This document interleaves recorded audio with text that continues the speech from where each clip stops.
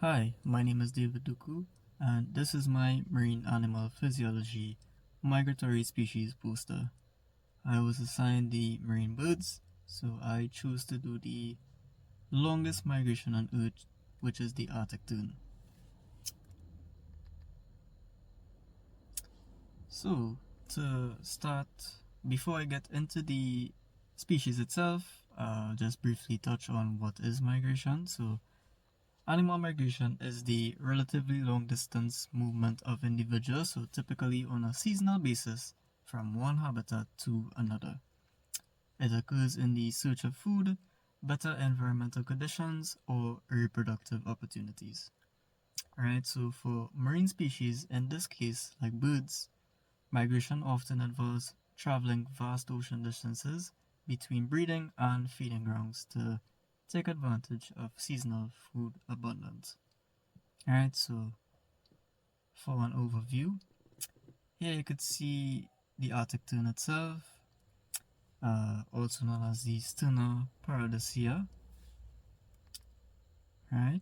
How they migrate in terms of their physiology and adaptations. They have a lightweight body, so around 90 to 120 grams, uh, long narrow wings for effective gliding, and ability to feed on the wing by catching fish mid-flight. So basically, they do not per se land to feed in terms of catching fish in this case. It's more so they would drop down and almost skim the water to catch them. Right? Moving on to the sensory systems, they would navigate by using the sun's position as a compass. So this is adjusted by their internal clock. Right? They would use the stars for nighttime direction. So the Earth's magnetic field for latitude and direction, right? And potentially they would smell to detect distant land or productive ocean areas, right? Their behavioral strategies would be flying in zigzag patterns, so this would be to make use of winds, rest on water or ships, and sometimes they may even migrate to loose flocks for safety, right? And where do they migrate? So, in the map here, you could see that their routes are from the Arctic breeding sites, right? They travel south along the Atlantic coast, so they cross the equator to the Antarctic waters and then they return north. So sometimes they would also use Pacific routes, right? And with regions and habitats, they breed in the Arctic tundra and nearby coastal areas.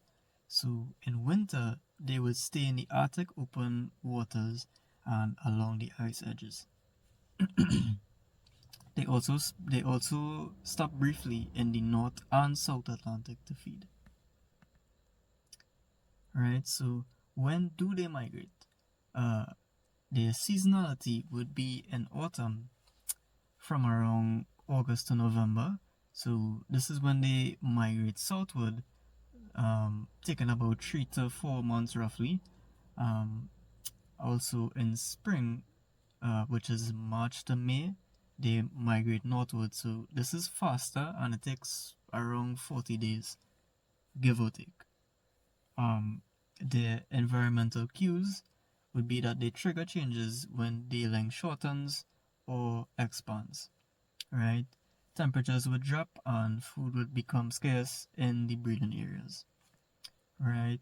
And why do they migrate? So in terms of their breeding, I would have mentioned fish already, but the Arctic summers would have long days for rearing chicks and plenty of insects and the fish to eat, right? Um, the Antarctic summers would also bring a lot of krill under the continuous daylight that they see in that region. Um, in terms of their thermoregulation and predator avoidance, they avoid the harsh polar winters by migrating to travel about around 50,000 miles. So this is round trip to maximize the sunlight exposure over the 2 summers every year. Right. Moving on to the pineal gland. Their functions in animals, right, um, would be that a small brain gland, if you could see it here, right, this makes melatonin and it helps to regulate the daily sleep-wake cycles and seasonal biological clocks.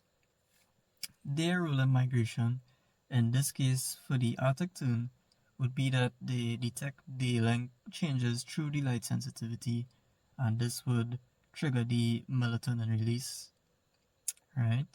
Um, Also known as the Zugun Zurun Zugun Ruhe, right? And this would help them to orient direction.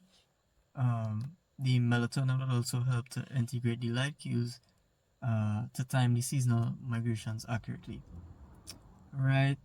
And in terms of the climate change and migration, so how it would affect migration would be through things like, well, factors like shifting ocean temperatures. So warmer waters would push the prey, like fish and krill, further away. So the birds would have to fly longer to find food and use more energy to migrate.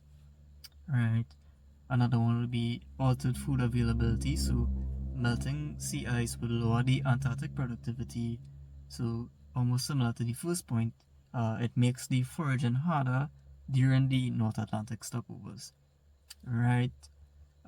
In terms of habitat degradation, this would be a very important one as well.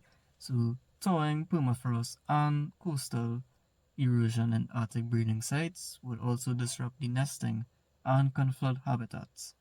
Right, so increasing the storm frequency would be one as well. So stronger winds and more frequent storms could change the flight routes, right? Because it would also raise the energy costs and the risk of mortality, right? And overall, the short-term effects are small, but the long-term vulnerability would grow because the terns would rely on both the polar regions, right? So there may also be a need to adapt the routes, right? And this is the end. I also have my references here as well. Thank you.